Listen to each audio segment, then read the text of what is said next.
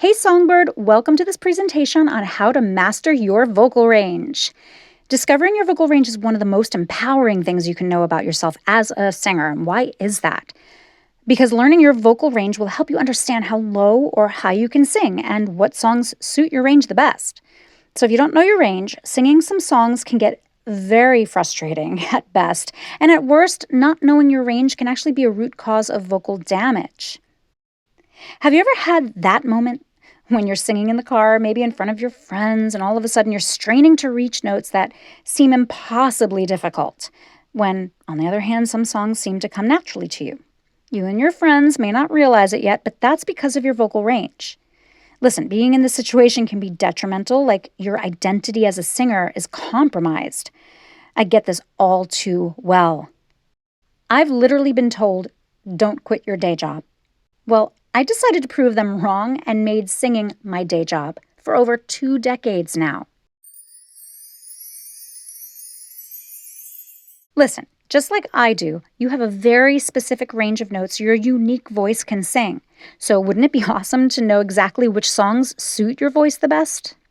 Well, then let's get to know your vocal range so that choosing your songs will be easy and really quick. The following chart will help guide you in finding your voice type before you test your full range. Keep in mind that all voices are unique, so the following are approximations. Take a look at this piano chart. If you're not familiar with the piano keyboard, don't let this overwhelm you. This is just a glance at the most common vocal ranges and where their ranges lie on the keyboard. Like I said, everyone's range is unique and may differ slightly or even dramatically from one person to the next, so these are approximate ranges for the most common voice type. And ranges can and often will increase with regular vocal training. So let's take a look at where they are on the piano. You can see a number and a letter. Each letter is a note name that corresponds to the keys and octaves on the piano. The piano begins with A0, which is the very first and lowest note you can play. And the first C is called C1. Then up an octave is C2, another octave up is C3, C4, so on. The last and highest note on the piano keyboard is C8. C4 indicates middle C on the piano. So look closely, as you can see all voice types are capable of singing middle C. Let's take a closer look. Here is the soprano range on the full piano keyboard, B3 to C6. While many sopranos sing lower than B3 and higher than a C6, most sopranos' repertoire will be within the range shown here. The C6 high C is a soprano's money note. Here's the mezzo-soprano range on the full piano keyboard, which is A3 to A5. Just like sopranos, the mezzo range is often wider than their repertoire's tessitura. Here's the contralto range on the full piano keyboard, which is the lowest of the female registers, E3 to E5. Lower voices can hit higher notes, but the richest part of a contralto's voice is in this range, so the repertoire that they sing will reflect this. Here's a side-by-side look at the difference in the anatomically female vocal ranges. It's only by a few notes.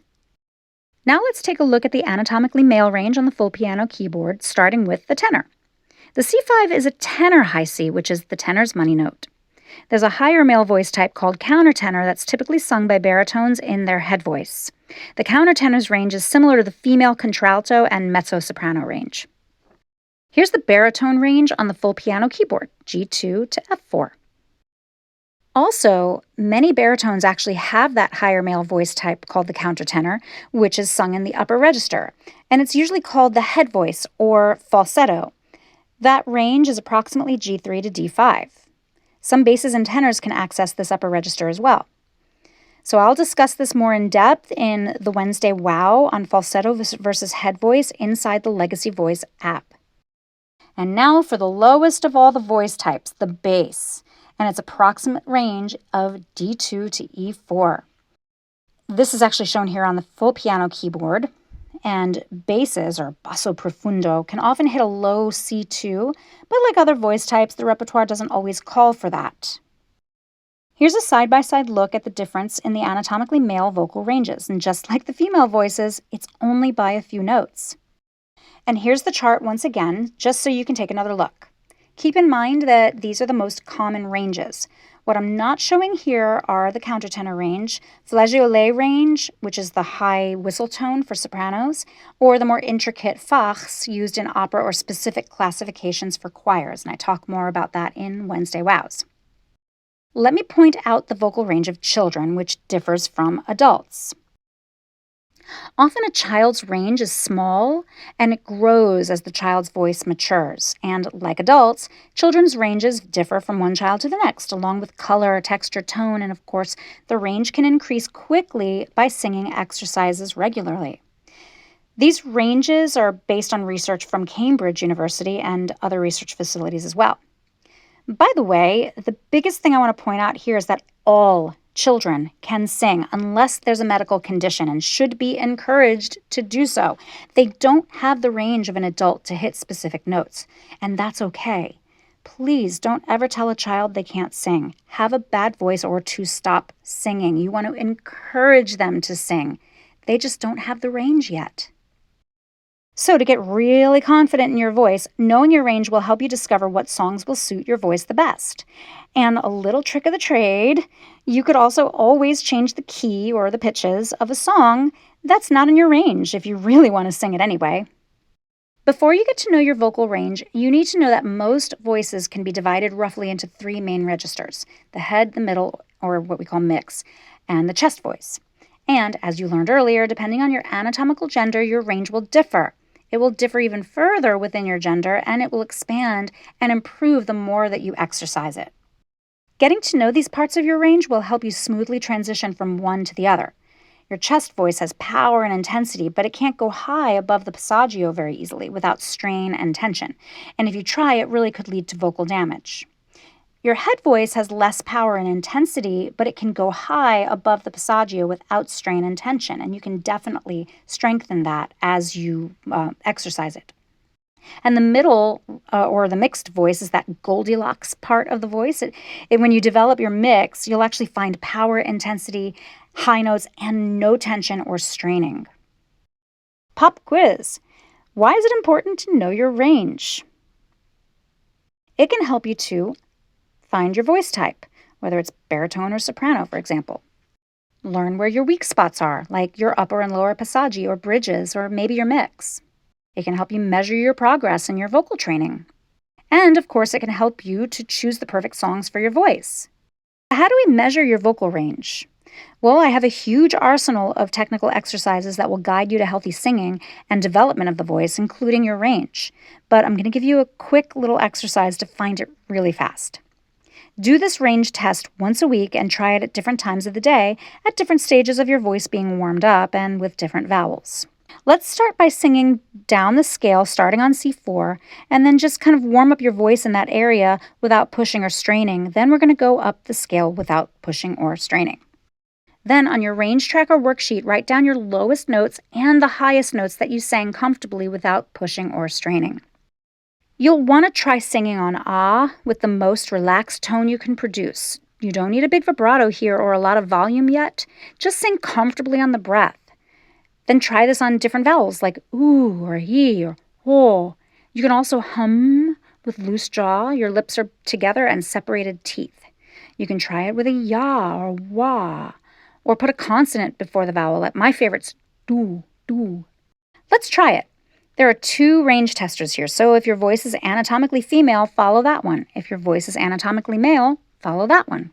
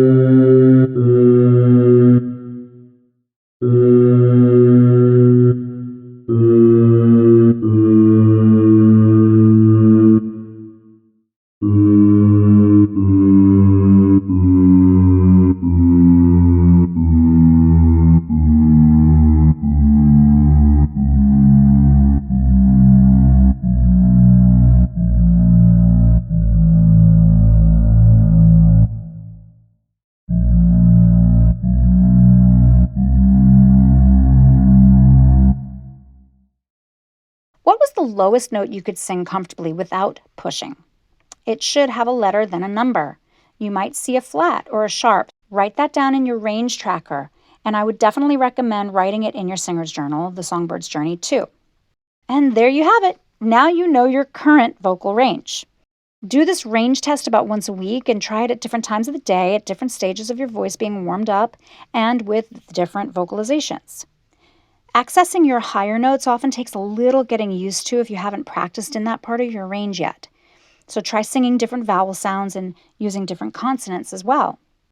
You may find one vowel sound is easier to sing than another as you sing throughout your range. When you're singing, this is something called vowel modification, which I'll discuss also in the Wednesday Wow series. Earlier I mentioned your 3 different voice registers, head, mix, and chest.